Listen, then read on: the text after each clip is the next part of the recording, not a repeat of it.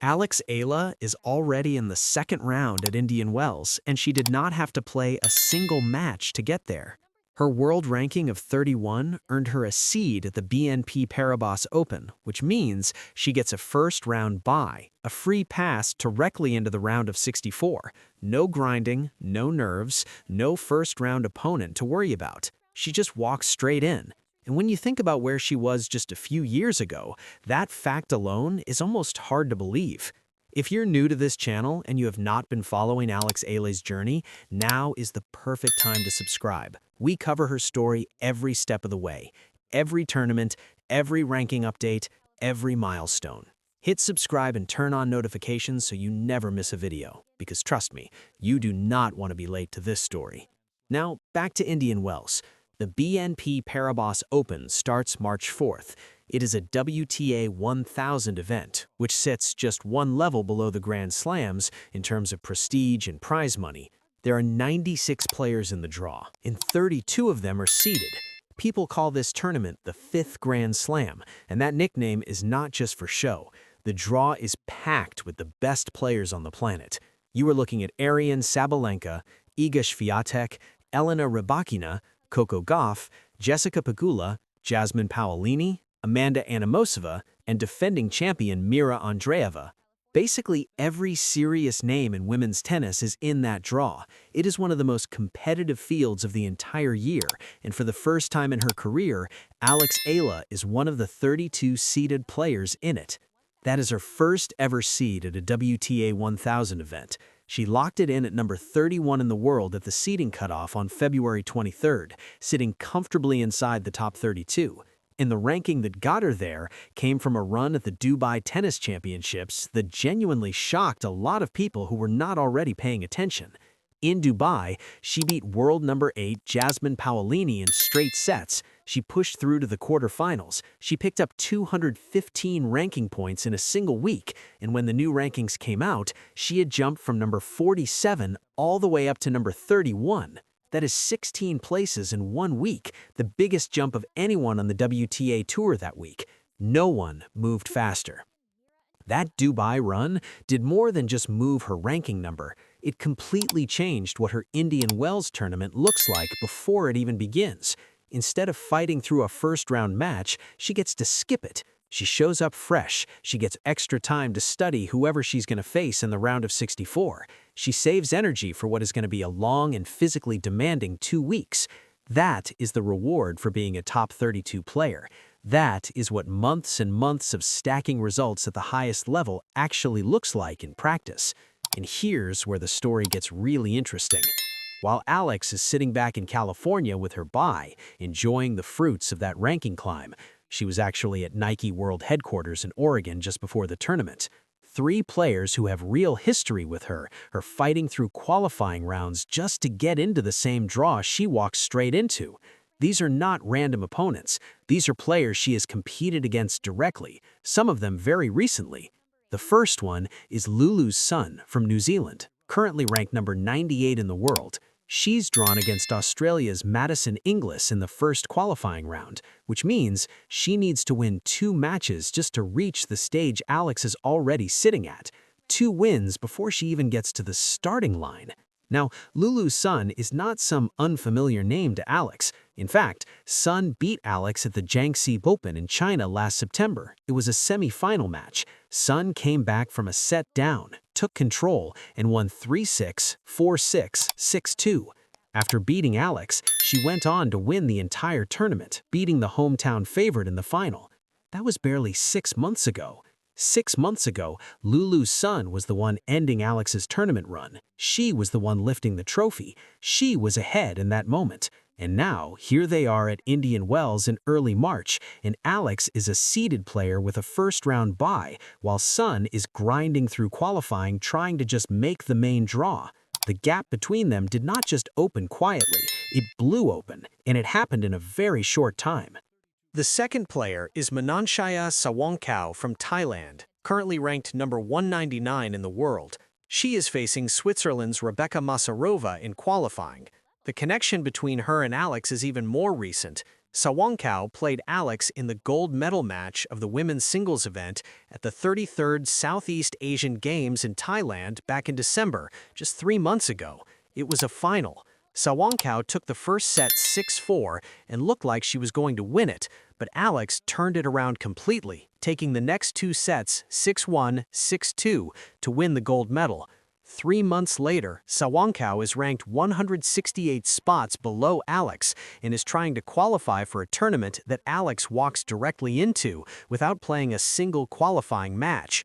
In 3 months, what was a competitive gold medal final has become two players in completely different zip codes of professional tennis. That is how fast things move at the top of this sport. It is fast and it is unforgiving.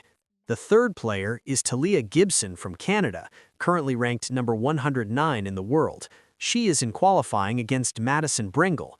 Alex and Gibson have history too, though it goes back a bit further. Alex beat her back in 2023 at a W40 event in Palma del Rio in Spain, winning 6-3, 6-1.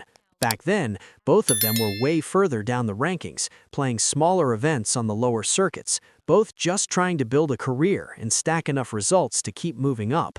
Fast forward to today, and they are in very different places. Alex is at 31 and seeded at one of the biggest tournaments of the year. Gibson is at 109 and working through qualifying at that same tournament. Same starting point a few years ago, very different paths since then. Look at all three of those players together, and a pattern becomes clear.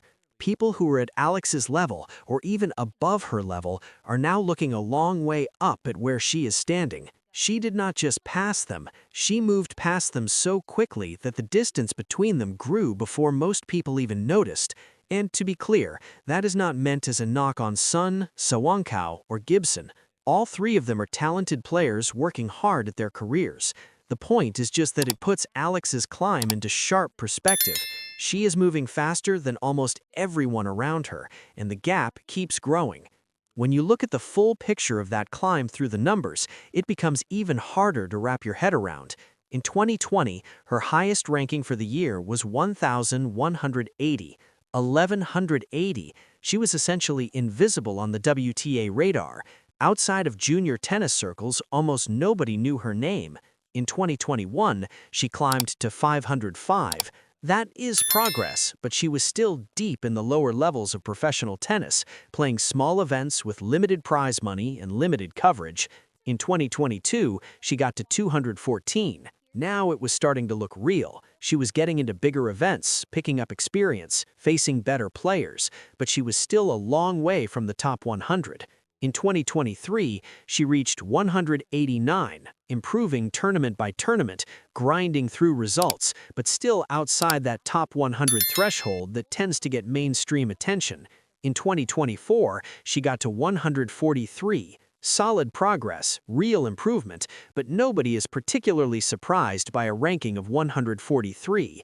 Then, 2025 happened, and that was when everything changed in a dramatic and very public way. She went into the Miami Open as a wild card, which means she was not ranked highly enough to get direct entry and had to be given a special invitation just to be in the draw. And then, she beat Elena Avanesian, who was a former world number 1. She beat Yelena Ostapenko, a Grand Slam champion. She beat Madison Keys, another Grand Slam champion. 3 former Grand Slam champions in one tournament, and she did it as a wild card who was not even supposed to be there at that level. She reached the semifinals before losing to Jessica Pegula, but by that point the damage was already done in the best possible way. The tennis world had taken notice. She finished 2025 ranked at number 50 in the world, and now here we are in 2026 with her at 31 and still climbing. Her career record stands at 204 wins and 124 losses. Her total career prize money has reached $1,655,677, and her 2026 season is only just getting started. She has 10 wins and 6 losses across 6 tournaments so far this year, and the biggest events on the calendar are still ahead of her. The prize money and ranking points on offer at Indian Wells are worth understanding because the numbers are genuinely significant at this level. If Alex wins her first match in the round of 64, she picks up 10 ranking points and $24,333. That's a solid paycheck for a single match, but watch what happens as she goes deeper. Win in the round of 32, it becomes 35 points and $36,110. Reach the round of 16, and it jumps to 65 points and $61,865. A quarterfinal is worth 120 points and $115,720, which is over $100,000 for making the last 8 at one tournament. A semifinal brings 215 points and $293,645.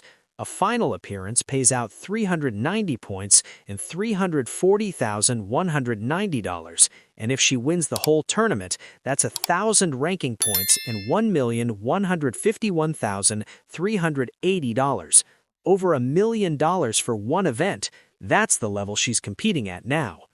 And from a ranking standpoint, a deep run at Indian Wells could push her into genuinely new territory. Another quarterfinal, like the one she had in Dubai, would put her in serious contention for the top 25. A semifinal makes a top 20 ranking a real conversation, and she is only 20 years old. The math is favorable in a way that it simply was not even 2 years ago. There are real reasons to believe she can make a run here beyond just good feelings about her momentum. She has already proved she can beat the players who are in this draw. She beat Paolini, the world number 8 in Dubai just a few weeks ago. She beat Keys and Ostapenko in Miami last year. These are not lucky wins where someone had a bad day and she snuck through. These are matches where she outplayed accomplished, proven, elite athletes. She went on the court, executed her game plan, and won. That is a different thing from catching someone off guard. These players knew who she was, prepared for her, and she beat them anyway. The other thing worth noting is the shift in how she carries herself going into big events. A year ago, she was wide-eyed and grateful to be in the draw at all. Now she walks into these venues with the sense that she belongs there because the results have confirmed that she does. She is not hoping to compete with the best players in the world, she is expecting to. That mental shift is arguably as important as any technical improvement in her game, because at the top of professional tennis, the difference between players is often more psychological than physical. One more thing worth mentioning. Aldila Seciati from Indonesia, ranked number 37 in the world, is also expected to be in the main draw in Indian Wells. That means the Philippines and Indonesia both have players competing in a WTA 1000 main draw at the same time. For Southeast Asian tennis, that is a meaningful moment. 2 players from the region sitting comfortably inside the top 40 and competing at the highest level of the tour simultaneously is not something that has happened often, and it is worth appreciating when it does. After Indian Wells, Alex heads straight to the Miami Open, which runs from March 17th to March 29th. That is another WTA 1000 event, and the name should ring a bell for anyone following her story. Miami is where everything exploded last year. That is where the wild card upset 3 Grand Slam champions and made headlines around the world. She's going back to Miami with a year of additional experience, a number 31 ranking, the confidence that comes with beating top 10 players at major events, and the full weight of the most passionate fan base in professional tennis behind her. If she puts together a strong showing in Indian Wells and then backs it up with another deep run in Miami, a top 20 ranking is not a dream. The math makes it genuinely achievable.